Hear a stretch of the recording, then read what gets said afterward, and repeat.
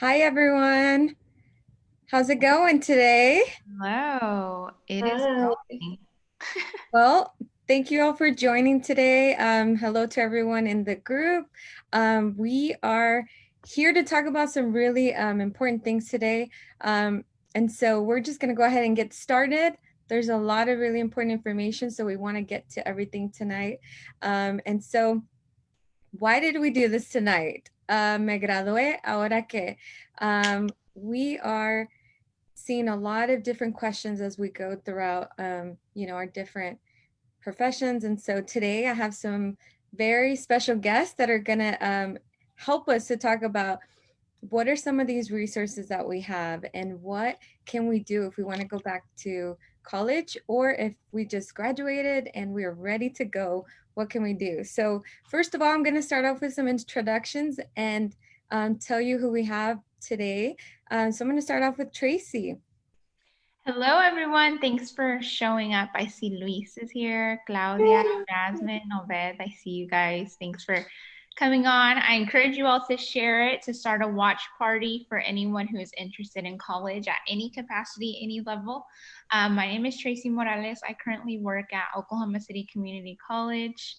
Hello, Misael as well. I serve Latino, African American, and Native American students in my program, and I pair them with a mentor, but also just try to connect them with whatever resources are on campus. I see Omar and I see Jasmine. Thanks for joining us.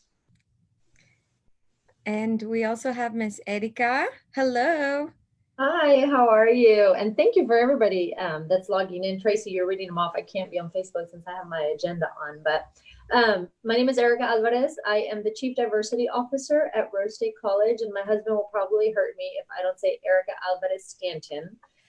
We just got married in November, so it's still kind of hard to get used to. But as the Diversity Officer, I work with some wonderful women on campus, Dr. Monique Bruner, Carla Robinson, Kathy, and Sally. And we have a wonderful support staff of students that work through our center. But basically, we do diversity initiatives, we do early alerts, we advise and enroll all athletes. And we also have a wonderful support service, which is our pantry, our Raider Necessities. And there's my coworker now, Dr. Bruner, joining us. Our Raider Rack and Raider Necessities, which is our food pantry, and our clothing rack, which have been just a wonderful addition to our campus. So been at Rose State 12 years, started off as a recruiter, served as the director of graduation, and now I am in this role. Well, thank you, ladies, for joining us.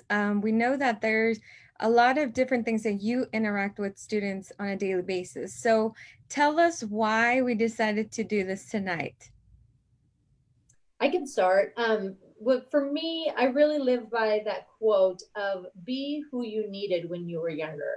As a Latina living in South Texas, it was difficult to navigate high school. It was difficult to navigate higher education. And so for me, I'm seeing like a huge trend of Latino students just really needing that support. I mean, let's be real, higher education is like a foreign language, learning the lingo, learning the terminology, knowing the processes, where to go, what offices you need to visit. I mean, it's just a new experience for any student, and kind of throwing in that for some of our students, it's just uncharted territories.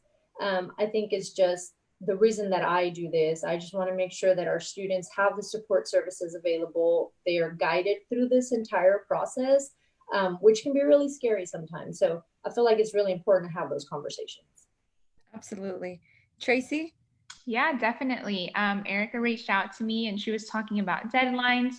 She was also talking about unique circumstances, especially with our undocumented students and what that looks like. Right now with COVID, I know a lot of students are skeptical in terms of should I go to the university that I was accepted to? Should I look into a community college instead? What should I be doing? I know that there are a lot of students who are transferring out of their university institutions because they can't afford that fee and doing some basics at other institutions. So I think we have a very unique scenario here because we have different styles of schools and classes right now. Although OCCC is all online right now, our new concept is 8 weeks. So instead of 16 weeks, we're having students take a max of 2 classes for 8 weeks. So there's some students who are saying, yes, you get it out of the way immediately, move on to the next thing. And then you have other institutions who are doing traditional 16 weeks. So I think we're able to, place every student in whatever life they're living right now, whether it's fast paced or whether it's, I can take my time. So I think this is a unique conversation. Absolutely. And I think you both covered on some really important topics that things have changed, but even, 20 years later from when we graduated, there's still a lot of missing resources, right? We were talking about this earlier. And I think that that's part of why even today, some of us, and with COVID, are causing people to go back to school and retrain. And, so everything's changing.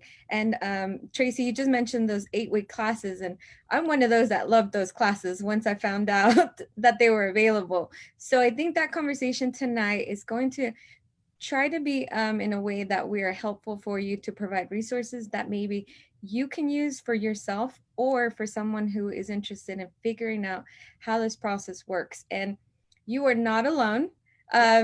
You definitely have support, and it's okay to ask questions. So I know that we have some slides here, so I'm going to go ahead and pull that up so we can start talking about how do we prepare for college so that we have something visual to look at. So yes. And anyone, if you have a question along the way, I am watching the Facebook Live and I can read that out loud for you. If there's something in particular that you want us to focus on, please let us know and we can do that. Maybe, if I can find it. There we go. All right. So how do we prepare for college today? And we do have some of it in Spanish. Por si los padres que nos están escuchando, también quisimos poner la información en español, porque sabemos que es muy importante también que ustedes se enfoquen y apoyen a sus hijos en este proceso. So, si ustedes también gustan la información, aquí está, lo vamos a compartir, como dijo Miriam, en Facebook para que ustedes puedan usarlo como una referencia. So, tell us a little bit about what are some of the resources that students can find when it comes to preparing to go back to college? I think when I was kind of talking about and kind of thinking about preparing for college, one resource that a lot of our students, in particular Latino students, don't take advantage of is Oklahoma's Promise. And I know that it is a tough application, and I know that there's a lot that goes into it, especially for an 8th grader, for a 9th grader, considering that some of our parents may not speak English. It is a lot to ask. I'm 38 years old, and I still have questions about adjusted gross income, and what is this, and what is that, and what are your taxes, and where's your 1040s? What is a 1040? And so I think the biggest thing that I want students to take away is that Oklahoma's Promise is a wonderful resource that can supplement paying for your education. Yes, you have FAFSA. Yes, you have scholarships. Yes, if loans are available and you need those can be provided to you. But Oklahoma's Promise is a tuition waiver. And so if you can apply for it, apply for it. And really, honestly, and Tracey, jump in at any time, but students can apply for it even if they are just residents. Now, you do have to be a citizen to obtain it. So undocumented students can apply for it because you never know. Situations can change. And if your situation changes to where maybe you were undocumented or you were a DACA student at one point, but then you become a U.S. citizen or somebody petitions for you, you never know that situations might change and what could happen between your 8th grade year and your senior year. So definitely submit the application and let it sit there. You don't lose anything by applying for it. Yes, and students who are undocumented, who are in 8th, ninth, and 10th grade, who want to apply for Oklahoma Promise, they will put their student lunch, student ID number in place of the social security number. And then if it's some reason, your immigration status does change, then you go back into the application and then you will put your social security number.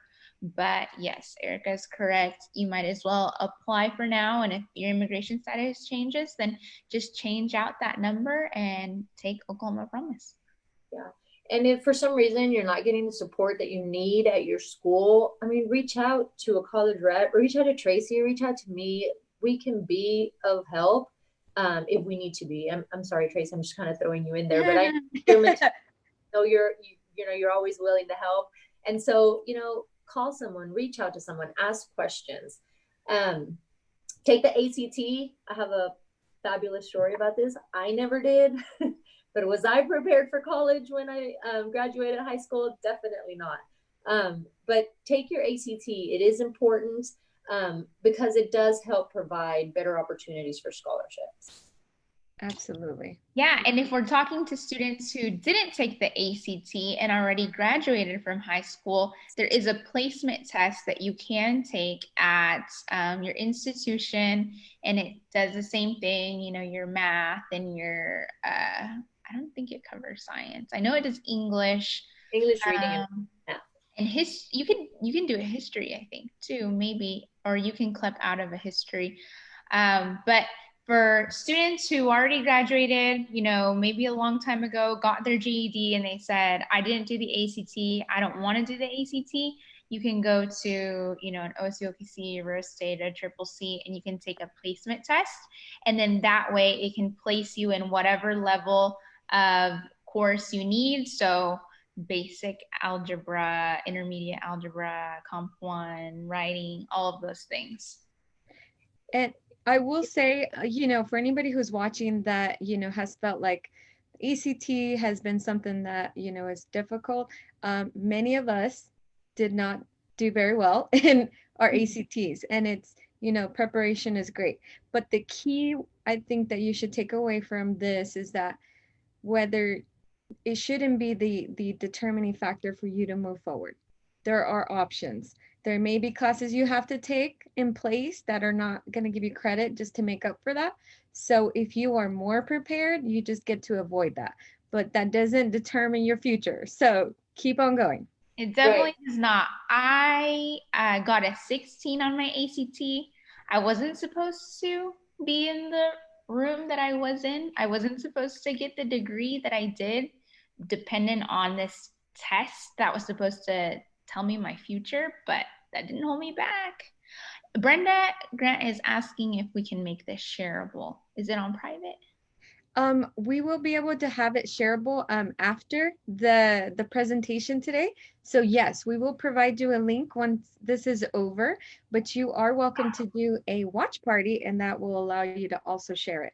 But yes, we'll get you a link as soon as we're done. Yes, so if you do share and then you do watch party, then it'll pop up on your Facebook.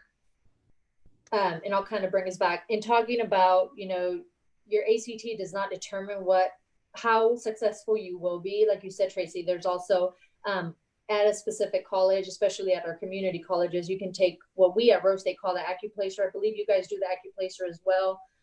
So you take that exam and that will kind of help in lieu of the ACT. But just to kind of talk about the ACT and GPA, this is kind of my personal story and I'm not shy about sharing it. When I was in high school, I was more focused on sports than I was classes because I was an athlete and I was an athlete student, not a student athlete. I kind of worked backwards. Athletics was kind of a little more important to me, but it did get me through high school and it definitely helped get me a scholarship in college because that's what I did. I played sports. I never took my ACT, Tracey, so don't feel bad about a 16. You at least took it. I never took it. I didn't even know what an ACT was, you guys. And I graduated high school with a 2.6 high school GPA. I would have barely qualified for Oklahoma's Promise. I mean, you talk about GPAs and I had a 2.6. So guys, gals, if you're listening out there, an ACT and a GPA does not determine how successful you will be in college. I had terrible GPA and I went to college, finished my degree in 4 years, which again, if you know anything about the national average for a bachelor degree, it's usually about 6 years. Don't ask me how I finished in 4. I still don't know, but I had wonderful mentors and wonderful coaches and professors that kind of helped me get through. I graduated college with a 3.3 in my bachelor's, graduated with honors, and then I went on and got my master's at the University of Central Oklahoma, again with wonderful advisors in Regina Lopez and Dr. Hallman, and graduated with a 3.8 there. So just because you're not so successful in high school or don't necessarily take the ACT or get a great GPA, you graduate high school, if you're eligible for financial aid, which we'll talk about here in a second, you can be as successful as you want to be. That's right. I think everyone here on this call today have individual stories about just pushing through, because I think we all share that same history of whether it was our GPA, our grades, our ACT, whatever it is, it doesn't stop you. So speaking of resources, I'd love for you guys to tell us a little bit about what are those resources that we can find when we go to these universities and colleges. Yeah, so I think a lot of it is the terminology. There's no basic terms in college. Like, for instance, I had no idea what the bursar was. I was like, why can't you just say make a payment here? So we talk about admissions and recruitment. So admissions is literally someone who is admitting you into the institution. I spoke to the admissions department at OCCC, and they said that the easiest way is for someone to go to campus with their high school transcript, their official transcript, and go ahead and turn it in and get all of the application out of the way. I know that it can be very intimidating. I have heard stories of people driving to a certain campus and waiting in their car and like trying to convince themselves to walk in, and it just doesn't happen. They'll just drive away and then try again. So that terminology is complicated. However, there are many friendly people on our campuses. If anything, where both of us work, or, you can call us on your way to whatever campus you decide that you're going to go to, and then we can kind of talk it out.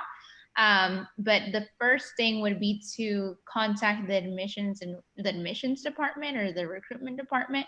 So the good thing is, and I think everyone needs to understand, is that we are paid to do this. Like, this is our job to get you to college. So don't feel like you're a burden, or don't feel like you need to apologize for asking too many questions or because you don't know. This is literally our job. We're getting paid. So every time you go to whatever institution you go to, whether it be the bursar department, admissions and recruitment, or I don't know, your advising department, just go in with the mentality of, this person is getting paid to answer my questions. Mm-hmm. So let me ask these questions. Amen, Tracey. That's fair. Like, we work for you. If you have questions, ask those questions. At times, I kind of tend to forget that, hey, this is a first-time student, and we start kind of going really, really fast.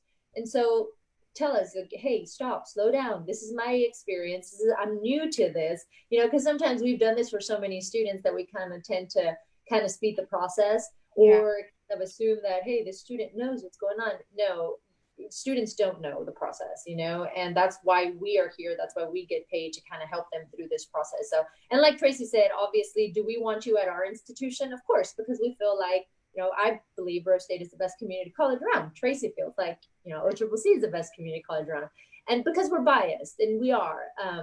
So do we want you at our institution? Most definitely. But we want you to choose the institution that's best for you. We want you to go to the college that is a good fit for you. And if that's OU, then wonderful. We know people at OU. If that's OSU OKC, I know a wonderful guy in Alfredo that can help you get through the process there.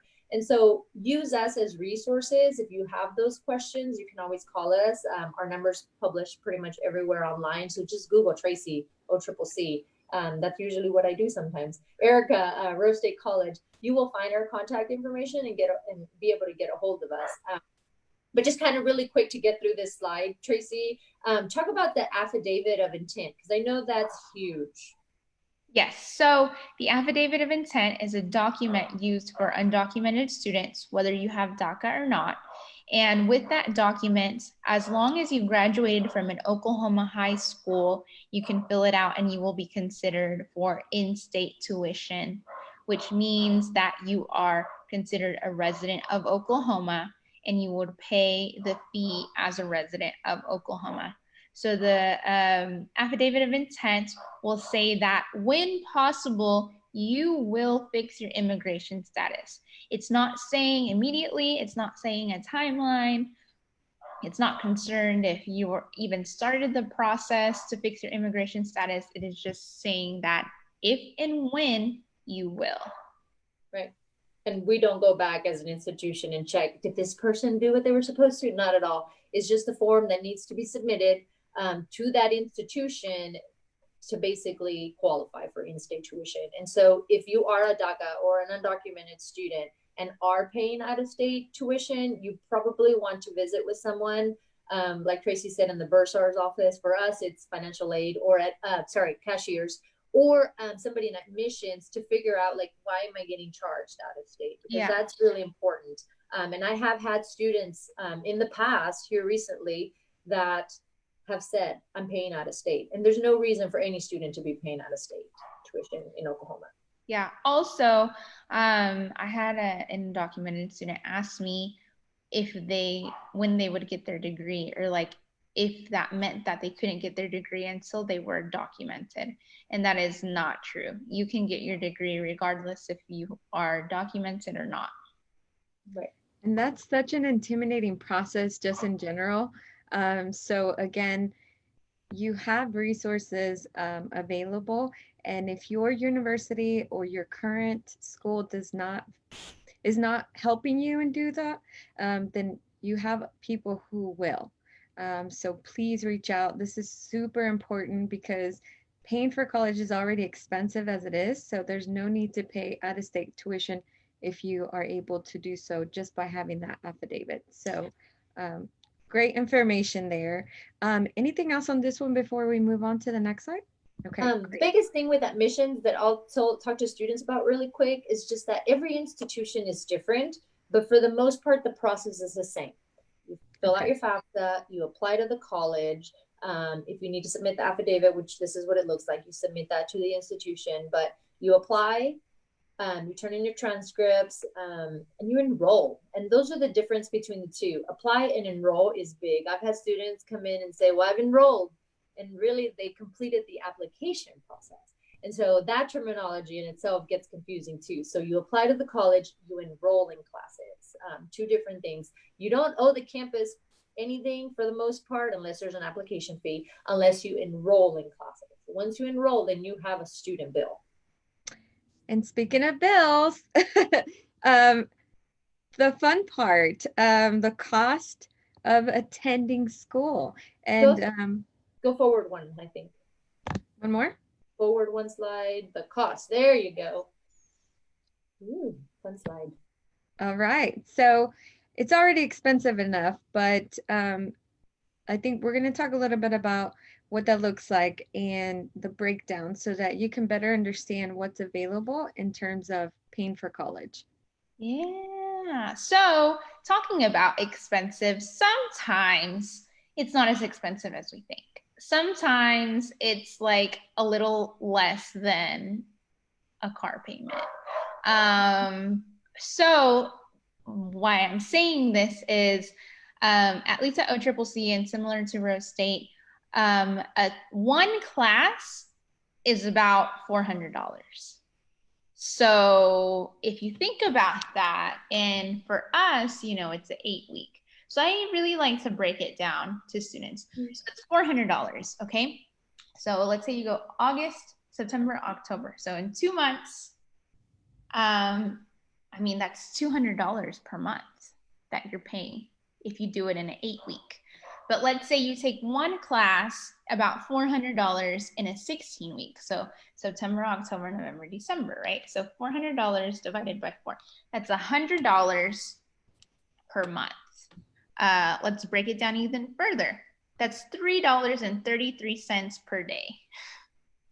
So I really like to break it down for my families and my students to let them know you don't have to do it all at once. You don't have to be full time. If you say, okay, what does my budget look like right now? Like, what does this allow? I really like to go in and talk to students as if they had no scholarships at all first, because I don't want them to be dependent on scholarships. I want to know, can you go to school without a scholarship? And if the answer is no, okay, then let's see what we can do and let's look at deadlines. That's not to say I don't want you to apply for scholarships. I just want to know, like, if you're able to do so. So with that being said, one class, let's say you take Comp 1, you get it out of the way, $400, $100 a month, $333 a day. That's less than a Starbucks drink.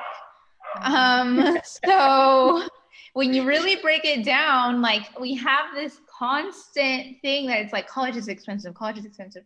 It doesn't have to be. It may take a little bit longer, but it doesn't have to be. Now, is every class the same price? So since our institutions are like the basics, then yes. So each credit hour costs at our institution roughly $132. So there are like the math classes that go with the lab that are 4 credit hours. So then that one is going to be $528. But traditionally, 3 credit hour class is going to cost the same.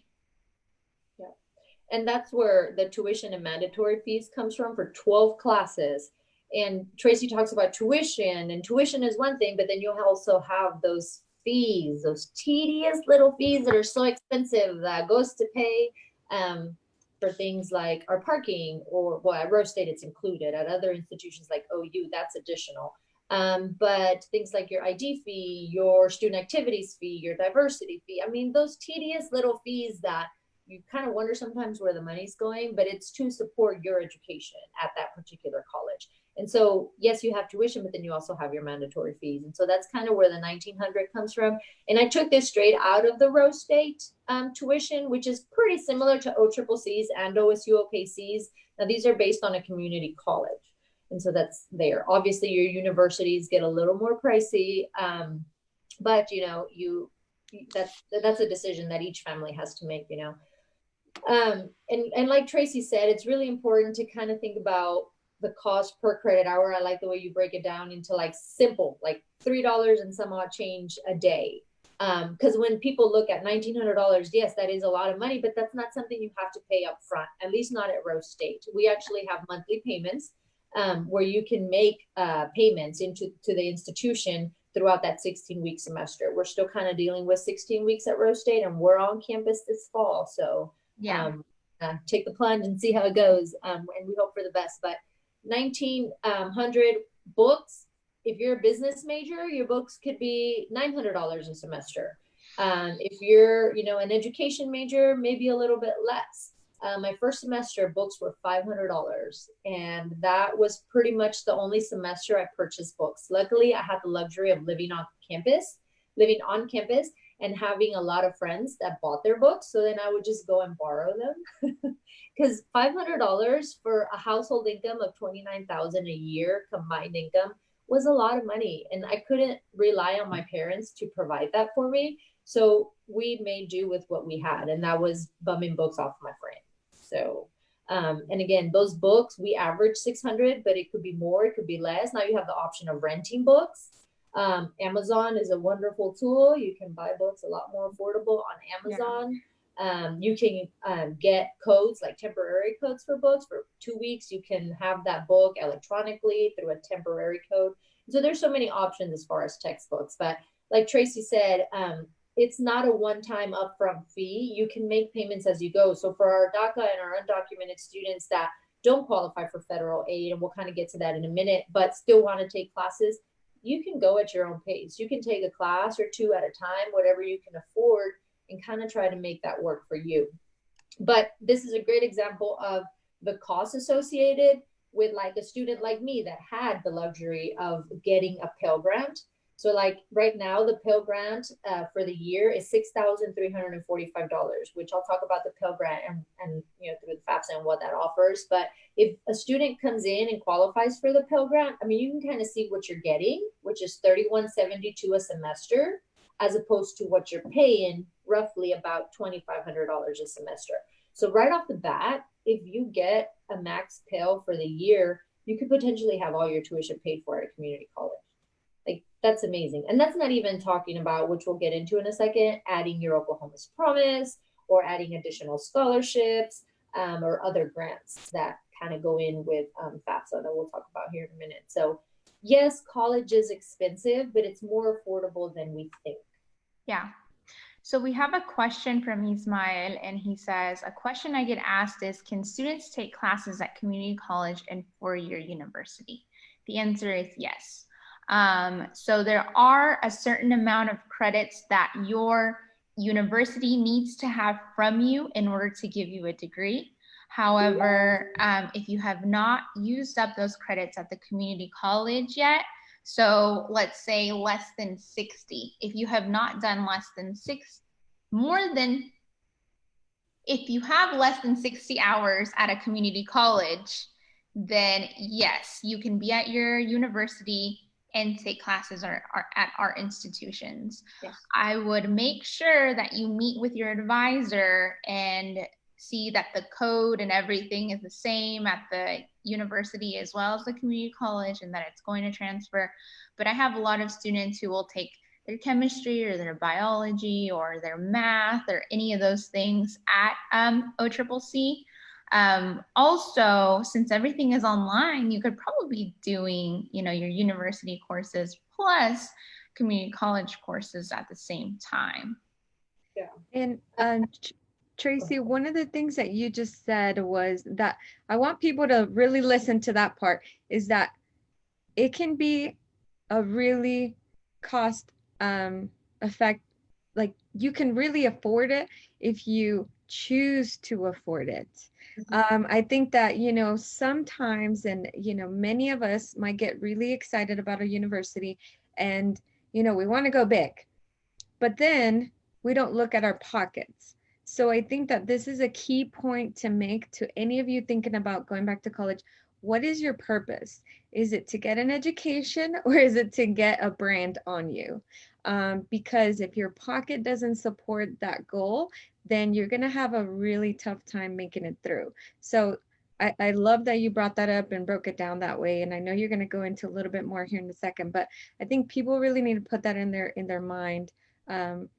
Of what exactly is your purpose, because dollar for dollar, it can happen. Yeah. So I know you guys want to go into financial aid and then grants and some other options on how they can pay for it.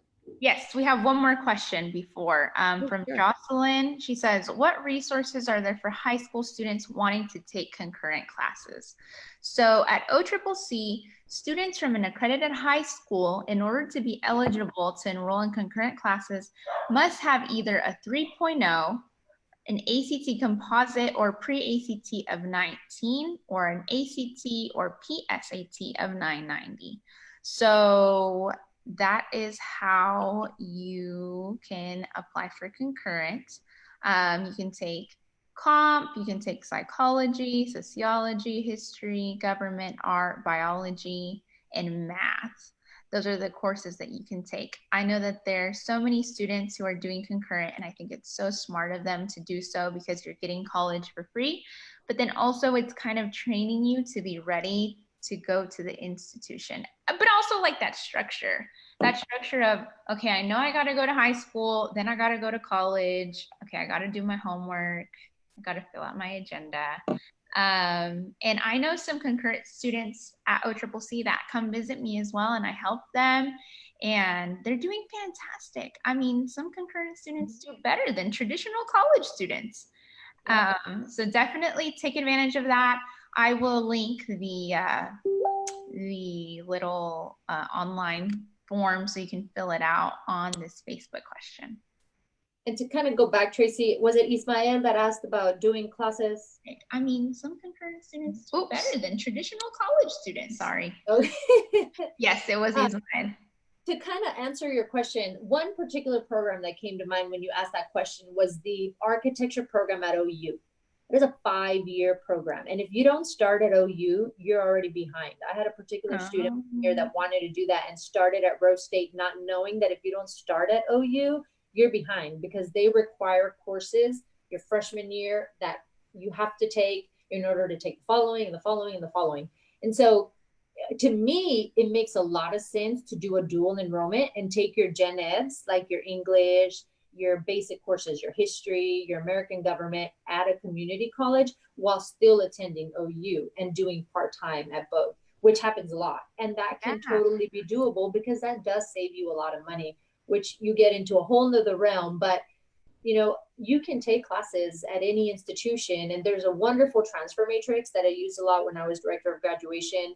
And if you just Google Oklahoma State Regents transfer matrix, it'll bring up every class, every single class that's offered at every university, and you can see the equivalent at every other institution, which is a phenomenal tool, because then you can kind of see what is calculus at OCCC, and what is that particular class at OU, and what is that particular class at Rose State and at Rogers State and all that. So it's a really neat tool. But just, if you are going to do that, make sure that those classes you're taking are going to be equivalent at the university that you ultimately want to transfer to. And we'll make sure to add those links to the comments. If not, as we're going through, we'll make sure we'll go back in and add those so you guys can have all those resources. I know somebody was asking what are the resources. Hi, Jocelyn. She was asking about the resources for the high school students wanting to take those concurrent classes and where they can find that. So yeah, and just FYI, at Rose State, as long as you have a 3.0, even if you don't have that 19 on the ACT, we're allowing students to do the AccuPlacer. And if they do better in that AccuPlacer, they are eligible for those collegiate courses. So if you are interested, definitely get started, because that's a wonderful way to get your college ready, especially if you're a DACA or undocumented student. It's a good way to get some credits out of the way before you graduate. And I will say, if you are thinking about or going to a career technology center, they also have where you can take concurrent classes there, and there's so many resources for you to also transfer. So if you need any help with that, I have connections to Metro Tech, so feel free to reach out. So ladies, tell us about financial aid. What is FAFSA? Well, the best advice that I can give students is you are an individual. What you hear about FAFSA, don't take for 100% certainty, because everybody is an individual and everybody's circumstances are different. And that's the best advice I can give you. So, and every institution is different. And Tracy, jump in at any time that you want. But like at Rose State, our FAFSA department could probably work under the same policy, but it's different from OCCC, and every institution is different. So if you have questions on FAFSA, go see your financial aid office at your college. That's probably the best advice to give. But in general, the FAFSA is a free application for federal student aid, and it is important to fill it out, again, because I heard that because my parents make $80,000 a year, I'm not going to qualify. Well, maybe, but each household is different. Maybe you have 4 college students in that household that maybe makes you eligible for FAFSA. Everybody's different. So just get your FAFSA filled out as of October of your senior year. That's important. Not June after you graduate high school. Okay, October 1 of your senior year is when you can start filling out your FAFSA. But there are things that you can do to lead up to that. For example, setting up your FSA ID, your Federal Student Aid ID. You can do that pretty much at any time, and you will need an FSA ID. And if you're providing parent financial information, your parents will need an FSA ID if they don't have one already. Now, sometimes students have older siblings that go through the process and go through college. Well, they've probably already set up an FSA ID for either mom or dad. So in that case, the parent can use the same one. So basically, any U.S. citizen, and the eligibility requirements are there: U.S. citizens, U.S. nationals, permanent residents, and specific category of non-citizens are eligible to receive aid if they are, again, if they qualify. There's a lot of technical terms that go into that. Who is ineligible? Unfortunately, our DACA and undocumented students are ineligible to receive financial aid. However, you can still complete and submit the FAFSA form.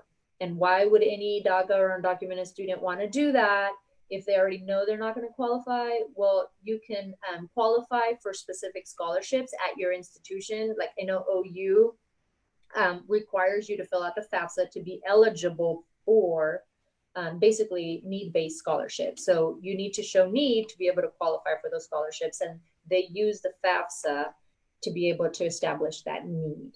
Correct. I want to add on there that I was one of those students who didn't fill out FAFSA because it kept saying you're ineligible for everything. You're not eligible for Pell. You're not eligible for grants. You're not eligible for any type of financial assistance. So eventually, and FAFSA is really complicated. So finally, I was like, you know what? I'm just not going to fill this out.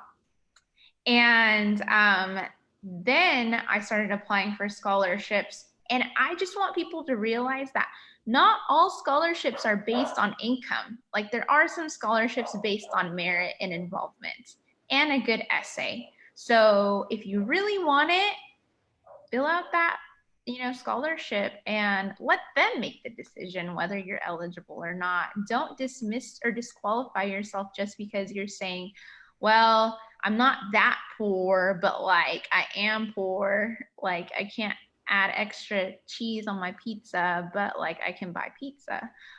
So you can definitely not eliminate yourself. Eventually, when I got into my master's degree, there was a scholarship and I was like, you know what, I'm just going to fill out FAFSA and not expect anything, but apply for scholarships.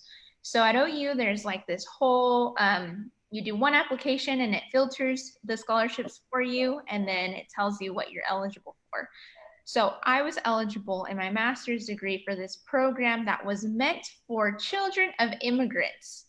I was like, how specific is that? It wasn't on basis of need, it was on merit, and that's specifically who they were looking for. And I happened to be eligible for that because of my GPA, and it paid for the rest of my master's degree. I literally paid for one semester of my master's degree, and it covered the rest of it.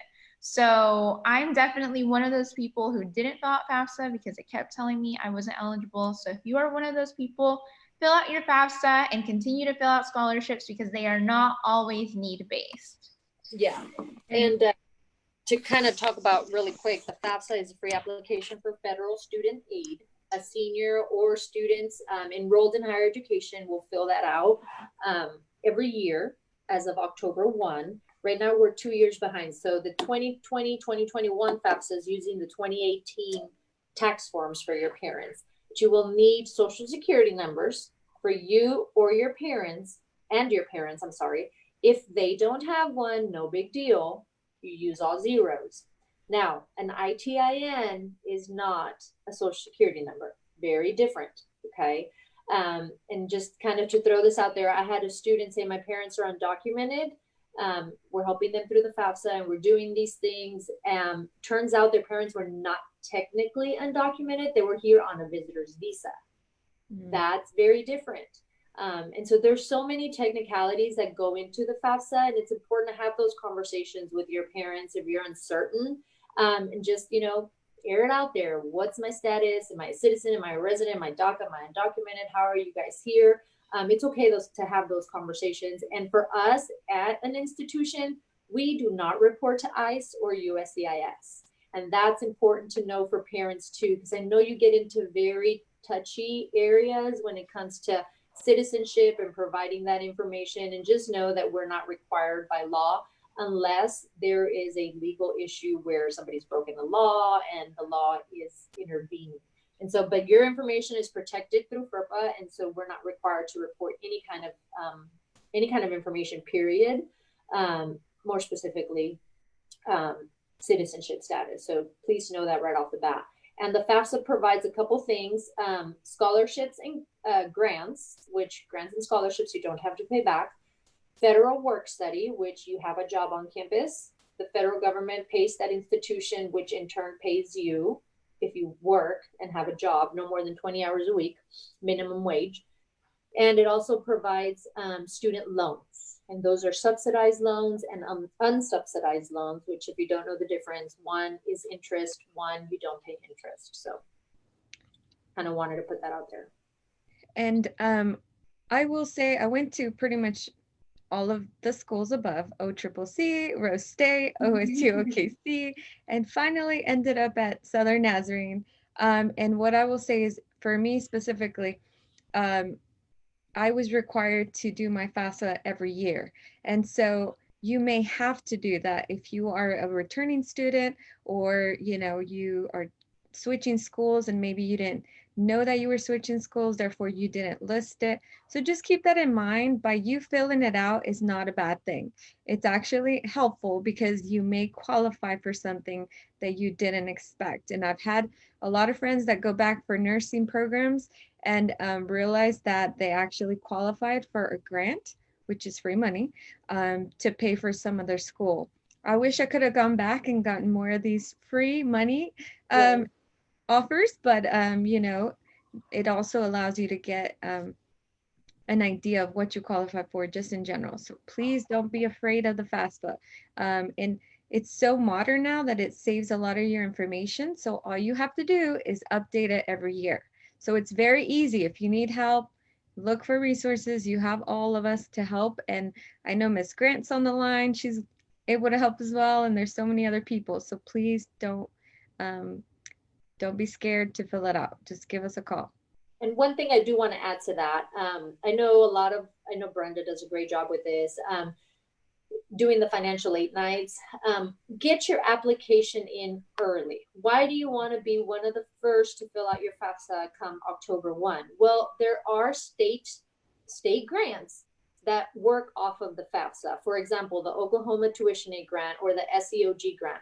I've seen so many students wait till the summer or even March, April, May to fill out their FAFSA, not knowing that the Oklahoma Tuition Aid Grant and the SEOG grant are a first come, first served basis, which means that if you're waiting till March, you're basically throwing away thousands of dollars. So make sure that you're applying for FAFSA early as early as October 1. As soon as October 1 hit, I'd be filling out that FAFSA, setting up appointments with myself or with somebody at that institution to help you with the process, your counselor, teachers that might take an interest in helping. But get that FAFSA done because it's so important to get it done early. I mean, I see students that qualify for federal Pell Grant, which is 3,000 something.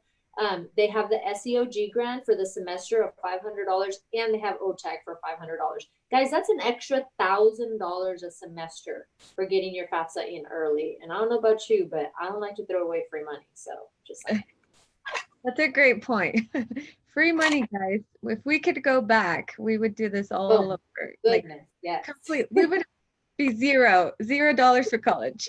So that's not what I paid, girl. I was right there with you. I went to a private college. So let's talk about some scholarships. I know that we talked about FAFSA, but I want to also talk about scholarships. What are available? I know Tracey mentioned a few, but give me some examples of what's available right now. Click one more slide forward. There we go. So I want to begin by talking about timelines. So for students who graduated in May of 2020, we're still in 2020, right? May of 2020. It is now August of 2020 and classes begin here in a few days. So scholarship deadlines for people who graduated then are now closed. Some schools may have some tuition waivers, but in terms of scholarships, all those deadlines are basically over. That's not to say that you can't get scholarships once you're in school, because there are new scholarships in the spring, which begins in January, and then again in the fall, which begins next August. I don't think that should deter you from not starting school at all, because if you're just going to say, well, scholarships are done, there's no point in me going to school. No, get started, because that way, whenever scholarships are asking you, like, how serious are you about school, rather than saying, well, I waited a whole nother year for this scholarship that I may not even get at all. I actually started my program, and look at my GPA. Like, I did better than I thought, and that's why I'm applying for the scholarship, and I want to keep going. So deadlines for that is over. However, students who are in high school right now, who just started their senior year, August 2020, your deadlines are just opening right now. Like, you have all the scholarships that are opening at all institutions. I mean, OSU Stillwater, OSU OKC, OCCC, Rose State, OU, all those applications are opening. Again, going back to what Erica said, many of these scholarships are first come, first serve. So go ahead and start looking at all of those websites and start applying to any school that you want. And don't limit yourself to Oklahoma. Look at other schools that maybe have in-state tuition for you. I mean, I know there are some schools that in other states that are allowing now for students to pay resident tuition. So look at what those options look like, considering it's all online right now. So look at what your options are. Scholarships, also, each institution has their own scholarships as well. So OCCC has their scholarships, Rose State has their scholarships, OU has their own scholarships. But I would recommend that you look at outside scholarships that are local, so that are Oklahoma based. So that means your Latino Community Development Agency scholarships, your Aspiring American scholarships, the Oklahoma City Community Foundation. Yes, the foundation scholarships. Any scholarships that you see that are local to Oklahoma. I know that El Nacional used to do a scholarship as well. And the Women of the South scholarship. There's so many scholarships that are local in Oklahoma, where your chances are much greater than a national scholarship that says you had to have donated a kidney to even be considered. So really, don't let the scholarship deter you, because again, the better that you do in college, the more that you become eligible for scholarships, because they're seeing this person is serious, this person is going to finish, and my investment is going to be long term. And I think just to add really fast, some of these scholarships, guys, will pay maybe for one of your semesters. Some of these you may have to apply for all of them. So just because you get one doesn't mean that that's it. You are eligible to apply for it the next year and the next time around, because some of these are only $500, $1,000. But then if you are able to get some of those big ones that may pay 30,000, 40,000, then you can relax a little. Yeah, but Coca-Cola, the Jack Kent Cook, those scholarships exist. That's not to say that you can't, but that's definitely something that you should be looking into. And I'll just kind of give you an example. The Oklahoma City, Rick with the Oklahoma City Community Foundation at a retreat mentioned that there are thousands of scholarships through the foundation, which foundation is usually private donors, that go unused because students will start the application but never finish and submit. And so right here locally, you have scholarships that sit there. And so apply. The worst they can tell you is no, you move on. I had one scholarship that I applied for, and I wish I would have applied for more, but remember my high school GPA wasn't great. But that was a Coca-Cola scholarship, which opened August 1st. So if you're not actively looking for scholarships right now as a high school senior, you're going to be falling behind. So make sure that you're starting your resource list of all these scholarships that you can apply for and getting those deadlines and making sure that you have that list in front of you so you know when you have to get these scholarships in. So that's important. Yeah. And I have heard of some of these organizations that also say that even when the candidates have received the scholarships, they have failed to use the scholarship. So there are a lot of dollars that have been put back in these funds because you're not doing the final steps to get that money to your college. So Mhm. please don't leave this money on the table. There's a lot of people who would appreciate having any help. So don't let those dollars go to waste. I know that this this is such an important piece, so we can't stress this enough.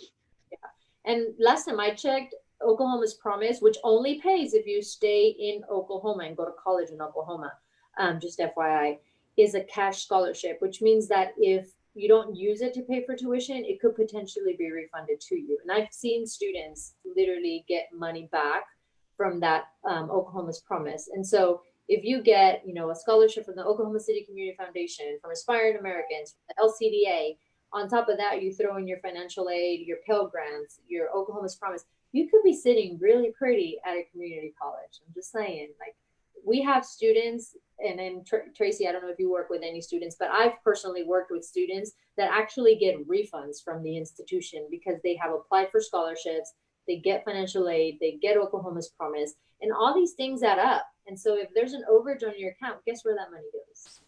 In your pocket to pay for educational expenses. So, Yeah, Ismail has a question. He said, I have seen news about universities receiving funds from CARES Act. At OU, students who were enrolled last semester and summer were able to apply. Is there other similar programs at other universities?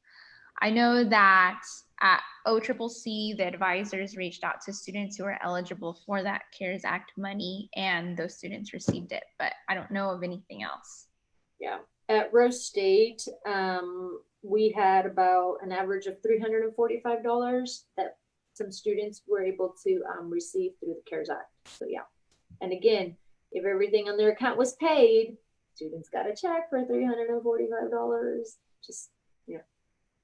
Yeah, and you might not think about, using those dollars like right away, but some of you may want to go into a master's program, Yes. or like many of us, want to go into doctorate programs. They're expensive. So if you still have money in your accounts, you can stretch it out all the way to your secondary degree. And then, I wish right now I'm like, hey, I'm looking for that free money to get that additional degree, so Yep. don't let that money factor be something that stops you from the degree that you want to get. So, and Jocelyn just mentioned OCCF scholarship is almost a guarantee of 1,000 to 1,500. So to apply. So I mean, there's Question. That's a good chunk of change. Yeah. I was gonna say for scholarships, I'm sorry, Erica. No, you're fine. Go ahead. I had a student and she told me she wanted to be a teacher, and I found a scholarship and I shared it with her, and she's like, this says that it's for STEM. And I said, well, do you want to be a math teacher? And she was like, oh, okay, yeah, I could be a math teacher or a science teacher. So many students change their minds in terms of major just because it's not specific. Or maybe it is specific. Maybe it says like you must be to do something in the arts. Like, okay, well, what does that mean? Get creative. I've had students apply for scholarships that have not been meant for them. So, for instance, there was a scholarship and it was like, this scholarship is only for students who go to Santa Fe South and like Grant. And she's like, I don't go to either of those schools, but I am eligible for everything else. And I said, apply. And she did, and she got it. So just because it says that you're not completely eligible, again, don't discourage yourself. Don't eliminate yourself. Go ahead and apply. Because what if that money is just sitting there? Or what if all the other candidates just submitted like a 1 paragraph and you submitted this like well thought out essay, and then they change their mind and they say, you know what, let's give it to you. I want to kind of add to what Miriam mentioned earlier about don't just go in and blowing that money. We see that pretty often too. But keep in mind that like for students, I always tell them like, okay, you receive this refund. However, what is your ultimate goal? Well, I want to go to OU. Okay. Well, you do realize that OU's tuition is a lot more costly than Rose State. So why don't we try saving this money, setting this money aside for later? Because ultimately, your associate degree is going to be much more affordable than your last 2 years for your bachelor degree. And so always keep in mind of your end goal. Okay, if you do attend a community college, what is your ultimate goal and what does that look like and how do you have to prepare to get there? Mhm. And so, just really quick, as a parent, como padre, ¿cómo puedo apoyar a mis hijos? Primero que nada, empiecen temprano. I mean, ahora es cuando tienen que estar buscando las becas, estar aplicando para admisión, haciendo esas cosas que lo van a ayudar ya para cuando llegue enero. Start having the conversations about college and technology centers. I was talking to Miriam earlier, and I had a student that really wanted to do computer gaming and simulation. The only college that we found that offers a degree in gaming was Oklahoma Christian. And he couldn't afford to go to Oklahoma Christian and didn't want to go into debt. And we get that, you know, even though for me, my college was an investment in my future, I was okay with taking out student loans because I kind of had to. I went to a private college. He was not comfortable with that. So he made the decision of changing his major. And that happens. Had we caught him in high school, the technology center provides that training. And really, to go into that field, that's all you need, that training. And so for him, it was too late. But there are so many careers in a technology center that can help prepare you for what you want to do in your future. So definitely don't discount those. And then ask questions. We're here to help. Every institution, like Tracey said, I mean, we work for you. And every institution that I know here locally in the metro has at least one Hispanic person or that is bilingual and can speak Spanish, or somebody that wants to invest in you and wants to help you through this process. So ask questions. And on the technology centers, many of you that qualify from being in high school and whatnot, there are opportunities for you to still get support until the age of 21 while you're in a technology center. So don't discount yourself just because you're, a little bit older or you didn't go straight to college right away. There's still so many resources that you may be able to qualify for. So look for them. Like Erica said, ask questions because there's a lot of different centers out there and universities that will help you along the process and help you get back into the system. So even if you took a year off, maybe you're working, there's still a lot of support to get back into it. So that's definitely a big, big part. Let's be honest, not everybody wants to get a college degree. Like that's not everybody's goal, and we get it. But in today's workforce, it's good to have a trade. It's good to have a degree. It's good to have a skill. And those technology centers provide some wonderful resources. I mean, welding, plumbing, electricity, all of those are wonderful trades that you can start a business with and be successful and probably make more money than me. But seek out these services, get a skill, get a trade. And now they offer more, a little more now. They have aerospace, and there's so much more now. I have a lot of students that go and take the pre-nursing programs at the technology centers so that it is at a lower cost. A lot of pre-engineering students that then go into OU or OSU and all these other ones. So look into those because you can be getting a lot of these free programs without even knowing. So make sure you guys look into all these different resources. So thank you again for sharing that, ladies. And then I think we're just about wrapping it up to the services and resources here. Was there anything else you wanted to share on this slide? No, I think just, how do you, for the parents, we're here, we can answer questions, English, Spanish. So just ask, and I know the education concern that a lot of parents have when I meet with them is, I didn't go to school in the US, so it's a very different process. My parents only made it through 6th grade, and that was that. So they didn't know how to support me. But, ask the questions. We're here to help. Call us up. And the only thing we cannot do is give you specific information, Juanito's making an F. That I cannot do because it's not, students are protected through FERPA. So I cannot give you grades, I cannot do any of that, but I can answer general questions. And so, llámenos si tienen preguntas, les podemos ayudar. No les podemos dar información específicamente de su alumno, no les podemos dar información tocante sus calificaciones, finances, nada de eso, pero sí les podemos decir, eso es lo que tienen que hacer para ayudarles o para apoyar.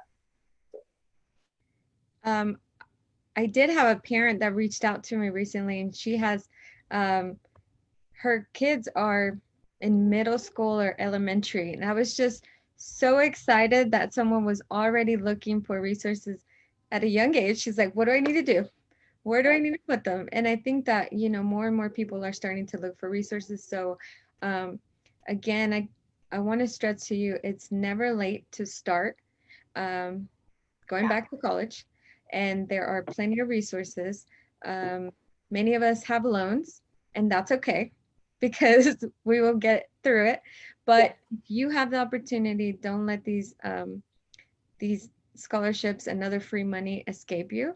But just wanted to ask both of you ladies, as we kind of wrap up, what else do you want to leave with everyone who's watching today in regards to what we've talked about, some last minute thoughts? Yeah, I want to add something to our parents. So a todos los papás que están viendo, si sus hijos no quieren ir a la escuela, no los manden a fuerzas a ir a la escuela. Hay un tiempo y hay una edad. Hay veces que a fuerzas queremos que nuestros hijos vayan a la escuela, que agarren una mejor educación de la que nosotros tuvimos, y ellos no quieren. Y es difícil porque estamos gastando dinero y a ellos no les interesa.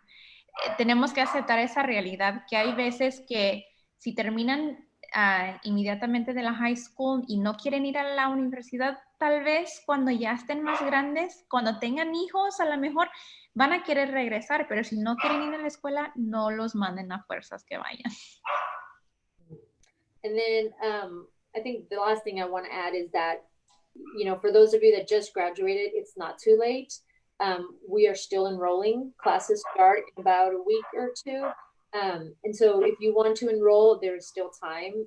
Even after classes have started at Roach State, you can still enroll in classes. And I know it is a tough time. It is a scary time to be going, full-time on campus. But, for a lot of our student population, that honestly is, what's best for a lot of students, because they are face-to-face learners and they need to be in front of a professor.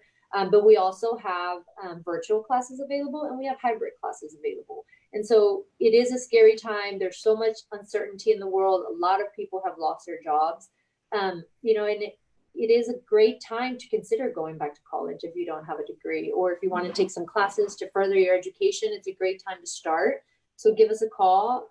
We're here to help in any way that we can. And, we can't guarantee anything right now in the near future, but we can guarantee that classes are starting in the fall. Classes are starting in a couple weeks, and we are on, whether it's virtual, whether it's on campus, we're moving forward. So if you are interested and you feel like it's time, we're here to help. And just to kind of wrap up everything that we've talked about, I want to leave just these last minute thoughts and tell you, when I started college, I was 17. And like Tracey said, I wasn't ready. I didn't know what to expect. And so a couple years into it, I did take a break. And so I was on a break for 10 years before I went back to college.